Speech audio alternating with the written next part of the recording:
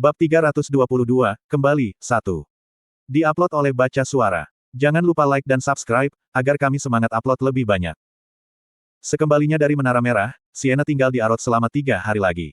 Karena Arquaizat telah mematahkan hibernasinya yang panjang dan kembali ke Arot, dia menghadapi banyak tugas yang membutuhkan perhatiannya. Dalam beberapa hari ini, Sienna secara singkat menyampaikan ceramah tentang misterius di Menara Merah dan Hijau, menghadiri pertemuan dengan Master Menara, dan bahkan mengunjungi Guild Penyihir, di mana dia memberikan ceramah. Baru sehari sebelumnya, dia berjalan-jalan di kota dengan tokoh-tokoh terkemuka Dewan Arot, Raja, dan Putra Mahkota dan berinteraksi dengan warga. Penampilan publiknya memuncak dalam pidato santai yang dia sampaikan di Merdane Square, yang dinamai menurut namanya. Untuk menangani semua tugas ini hanya dalam 3 hari adalah usaha yang cukup, namun Sienna mengelolanya dengan mudah, dan ini hanya sebagian kecil dari tugas yang seharusnya.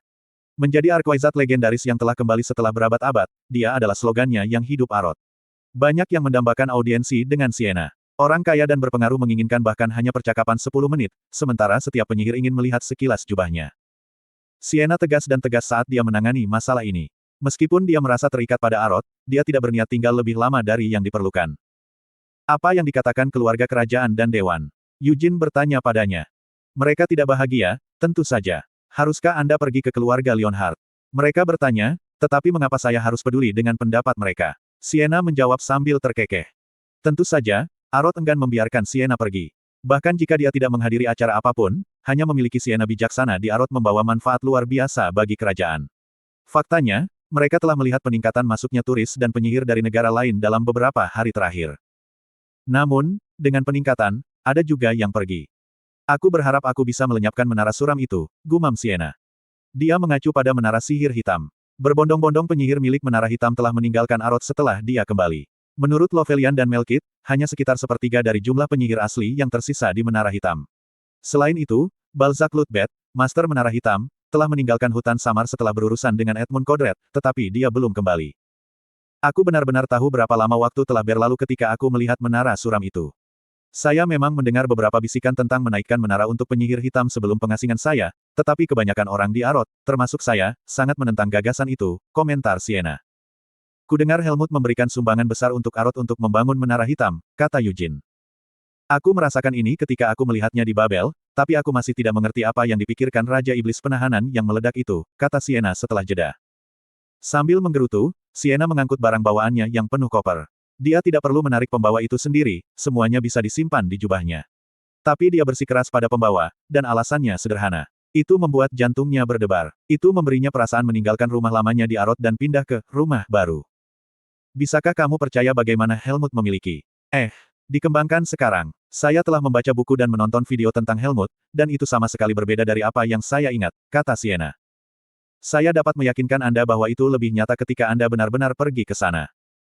Eugene berempati dengan ucapan Sienna. Helmut yang diingatnya dari 300 tahun yang lalu adalah tanah yang kejam, tempat layu yang mustahil untuk tempat tinggal manusia. Itu adalah tempat di mana semuanya kacau balau. Bahkan cuacanya tidak dapat diprediksi. Itu adalah tanah yang melemahkan kekuatan mental dan fisik seseorang hanya dengan tinggal di dalamnya. Setelah perjanjian damai mengakhiri perang, Raja Iblis Penahanan menyatakan Helmut sebagai kekaisaran dan menyatakan dirinya sebagai kaisar.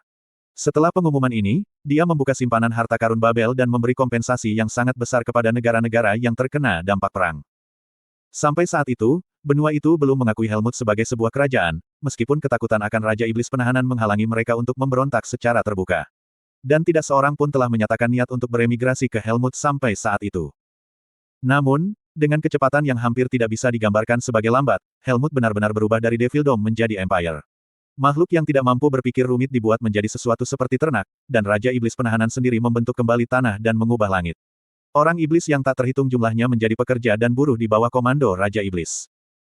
Ingatan Sienna tentang Helmut berhenti pada saat itu.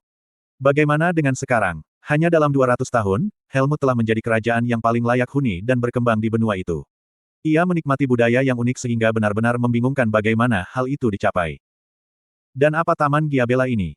Sienna bergumam, melirik koran di mimbar. Halaman depan surat kabar yang disusun menampilkan berita tentang Taman Giabella di Helmut. Kurang dari duke yang menakjubkan memimpin barisan depan hiburan, budaya, dan mode, Noir Giabella. Giabella Park, taman hiburan terbesar dalam sejarah, dengan bangga menyandang namanya.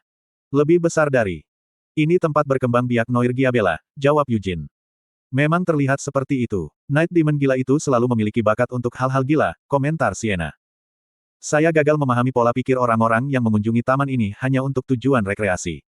Mengapa mereka menghabiskan uang dan bahkan menyumbangkan kekuatan hidup di tempat seperti itu? Adas manis juga menimpali. Eugene, Sienna, Anise, dan bahkan Christina berbagi sentimen yang sama tentang topik ini. Mendengarkan percakapan dari dalam jubah, Mer dan Rhaenyra bertukar pandang dan menghela nafas berat. Saya ingin berkunjung setidaknya sekali. Sebelum kita membunuh Ratu Iblis Malam. Atau bahkan setelah itu, kita masih bisa naik atraksi, bukan? Setelah berbagi kebencian mereka terhadap Noir Giabella, Eugene, Sienna, dan Christina pindah ke gerbang Lungsin di stasiun terapung Pentagon. Sienna tidak tertarik pada perpisahan yang berisik, jadi dia dengan tegas memperingatkan keluarga kerajaan, dewan, dan master menara untuk tidak datang untuk pengiriman sehari sebelumnya. Dia bahkan mengancam bahwa itu jika mereka datang, dia akan memastikan mereka akan menyesal pernah dilahirkan. Kakak perempuan. Melkit pasti akan mendengar kata-kata itu. Namun, dia dengan berani mengabaikan peringatan Sienna dan bersembunyi di dekat gerbang Lungsin. Setelah melihat Sienna, dia berlari maju, menangis seolah-olah hatinya hancur. Bawa aku bersamamu juga. Ekspresi Sienna berubah saat melihat Melkit. Menggunakan mantra, dia melemparkan Melkit yang menyerang dan buru-buru meraih barang bawaannya. Mengabaikan teriakan Melkit, Eugene dan Christina mengikuti Sienna ke gerbang Lungsin. Mereka telah mengatur sebelumnya titik pertemuan menjadi tanpa orang. Ini adalah gerbang Lungsin yang terletak di daerah yang tenang, dan tujuan mereka sudah ditetapkan. Itu ke Desa Kil, Bolanyo, tempat yang cukup pedesaan untuk memberikan persaingan yang adil ke kampung halaman Eugene di Gidol. Slot iklan, kamu bisa pasang iklanmu di sini. Itu adalah kediaman saat ini dari orang yang mengklaim diri sebagai satu-satunya naga yang tersisa terjaga, naga merah Ariartel. Mereka memiliki alasan sederhana untuk mengunjungi Ariartel sebelum melakukan perjalanan kembali ke keluarga Leonhard. Tidak mungkin menemukan Raizakia dan menyelamatkan Sienna tanpa bantuan sihir drakonik Ariartel. Ariartel, yang memiliki kebencian mendalam terhadap Raizakia, pengkhianat spesies mereka, berhak mengetahui tentang kematian Raizakia. Selain itu, mereka juga ingin bertanya tentang Rhaenyra. Aku belum pernah bertemu naga lain kecuali naga hitam, Rhaenyra mengintip dari dalam jubah dan menyatakan. Wajahnya tegang karena tegang, terlihat oleh semua orang. Kamu pasti tidak bermaksud. Dermawan, kamu ingin mempercayakanku pada naga yang belum pernah aku temui sebelumnya. Itu akan terlalu kejam, menurutku, Christina menimpali, bergerak mendekati Eugene dan membelai kepala Rhaenyra saat dia mengintip dari dalam jubah Eugene. Kita tidak bisa membiarkannya begitu saja tidak mengerti seperti ini, balas Eugene. Apa yang baru saja Anda katakan? Dermawan. Bahkan jika Anda adalah dermawan wanita ini, menyebut nyonya ini bodoh terlalu keras, mengingat bahwa itu nyonya ini adalah anggota ras besar yang dihormati. Mendera. Rhaenyra menarik kepalanya kembali ke jubah setelah memukul permata merah itu. Seekor naga seharusnya memiliki beberapa kualitas seperti naga. Dia hanya tidak mengerti dan lemah, kata Eugene. Tidak mungkin ada perbedaan lebih dari 100 tahun antara Ariartel dan Rhaenyra. Namun, meskipun perbedaan usia yang kecil, perbedaan antara Ariartel dan Rhaenyra terlalu besar. Meskipun menjadi naga pengendali sihir, Rhaenyra tidak memiliki kecakapan sihir yang signifikan, Dragon Fear-nya biasa-biasa saja, dan drakoniknya tidak memiliki kekuatan. Itu mungkin karena rubi di dahinya, Sienna berspekulasi. Dia masih terpaku untuk mendapatkan permata merah di dahi Rhaenyra. Setelah meneliti permata merah selama beberapa hari, mereka menemukan bahwa kutukan dan ikatan Raizakia masih tetap ada di rubi, meskipun kematiannya. Raizakia tidak memperlakukan satu-satunya kerabatnya sebagai keluarga. Batu permata merah tua yang bersarang di dalam dirinya adalah perlindungan, jangkar tenggelam jauh ke dalam inti keberadaannya. Itu memastikan bahwa itu dia tidak pernah bisa menentang atau melawannya. Kehadirannya yang menindas adalah alasan sihirnya yang tidak bersemangat, Dragon Fear di bawah standar, dan drakonik yang tidak memadai. Permata itu menahan kekuatan naga perkasa yang seharusnya berada di dalam dirinya. Untuk ikut campur dengan sihir semacam itu, terutama naga, akan menjadi beban bahkan bagiku. Dan cukup mengganggu. Itu, Ariartel, meskipun baru saja melampaui fase penetasannya, harus bisa campur tangan dengan drakoniknya. Bagaimanapun, Raizakia sudah mati, kata Sienna. Jika dia menjadi lebih seperti naga, itu mungkin Rhaenyra dapat dimanfaatkan untuk keuntungan mereka dalam beberapa kapasitas. Tapi bagaimanapun juga dia masih pemula, pikir Sienna, menjaga harapannya tetap sederhana. Bagi iblis kuno yang telah hidup sejak zaman perang, bahkan seekor tukik naga mungkin tidak lebih menakutkan daripada kadal besar. Dermawan, Anda tidak bisa meninggalkan nyonya ini. Aku tidak ingin meninggalkan pelukan hangat ibuku. Mudah-mudahan, dia tidak lagi harus berurusan dengan kejenakaan sembrono yang biasa dengan Mer dan isak tangis teredam dari dalam jubah begitu mereka menyelesaikan masalah ini. Berharap demikian, Eugene mengabaikan Rhaenyra. Mereka berjalan melalui jalan-jalan pedesaan Bolanyo yang tenang ke sekitar rumah tempat Ariartel memilih kesendiriannya. Sihir Siena yang mengaburkan persepsi menjauhkan mereka dari mata penduduk desa yang mengintip, tetapi gerbang ke properti itu sudah terbuka. Ariartel bisa dilihat di jendela, rambut merahnya yang berapi-api berputar di jari-jarinya dan ekspresi jengkel di wajahnya. Mata Siena dan Ariartel bertemu. Seketika, ekspresi Ariartel berubah. Dia mundur beberapa langkah dari jendela dengan mata lebar yang mencerminkan ketidakpercayaan. Sepertinya dia mengenalimu, komentar Eugene. Aku belum pernah melihat naga itu sebelumnya, jawab Siena. Di zaman sekarang ini, berapa banyak penyihir berambut ungu yang berkeliaran? Apakah Anda tahu berapa banyak yang mengikuti tren saya dan mengecat rambut mereka menjadi ungu pada hari itu?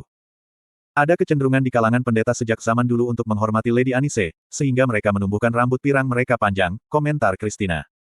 Lalu mengapa tidak ada yang mencoba meniru saya? Eugene bertanya dengan bingung. Siapa yang sengaja melukai wajah mereka untuk menirumu? Dan meniup salah satu telinga mereka, tidak kurang. Eugene cemberut pada tanggapan mereka saat dia mendekati rumah. Pintu terbuka tanpa perintah. Siena yang bijaksana, Ariartel bertanya, berdiri di pintu masuk. Apakah kamu tidak mendengar berita dari Arot di tempat pedesaan ini? Tanya Eugene. Apa yang kamu bicarakan? Ariartel bertanya, bingung. Rupanya, belum. Siena telah kembali ke Arot hanya beberapa hari yang lalu, tetapi rumor itu seharusnya sudah menyebar ke seluruh benua. Tampaknya berita kembalinya Siena belum sampai ke Bolanyo, yang terletak di pinggiran Kil. Kurasa dalam hal ini, Gidol lebih baik. Eugene tersenyum nostalgia dengan penghargaan untuk kampung halamannya. Ariartel memperhatikan senyum Eugene dengan ekspresi masam sebelum menata ulang wajahnya dan kembali ke Siena. Sihir yang kuat ini, tentu saja Siena yang bijaksana itu sendiri. Dan Anda, kamu pasti Christina Rogeris, orang suci sesaman kita. Tanya Ariartel. Merupakan suatu kehormatan untuk bertemu dengan anggota ras besar, jawab Christina dengan senyum berseri-seri, tangannya terlipat dalam doa di atas dadanya. Ariartel merasa sedikit menggigil dan mundur selangkah. Seorang Archwizard yang bisa disebut legenda, Sein, yang bisa disebut perwujudan cahaya, dan reinkarnasi seorang pahlawan dari 300 tahun yang lalu, meskipun tiga sosok yang berdiri di depannya tidak salah lagi adalah manusia, Ariartel tidak mungkin membuat dirinya menganggap mereka seperti itu. Lewat sini, katanya setelah jeda singkat, menelan dengan gugup dan berbalik. Dia tidak mengantisipasi pengunjung, tetapi Ariartel tidak merasa terganggu lebih lanjut terhadap mereka. Dia menyambut ketiga tamunya ke ruang tamu, dengan rela menyajikan teh, dan meletakkan cangkir di depan mereka masing-masing. Siena yang bijaksana, aku mendengar tentang kemalanganmu dari Hamel Bodoh. Kehadiranmu di hadapanku di dunia menyiratkan. Seperti yang diramalkan Hamel Bodoh, Anda telah membunuh naga hitam Raizakia, aib bagi naga, kata Ariartel. Berhenti mengatakan stupid Hamel, Eugene dengan cepat mengoreksinya. Bahkan Jagon, yang telah dia bunuh di Dragon Demon Castle, telah memanggilnya dengan gelar megah Hamel of Annihilation. Jadi mengapa manusia dan naga bersikeras menyebutnya sebagai Hamel Bodoh? Eugene mendapati dirinya kesal secara tidak adil dengan Siena dan Anise. Namamu? Siena bertanya. Ariartel. Ariartel Naga Merah. Ah, jadi ini Ariartel. Saya pernah mendengar bahwa itu Anda telah berperan dalam penyelamatan saya. Siena menunjukkan kehati-hatian dalam sikapnya.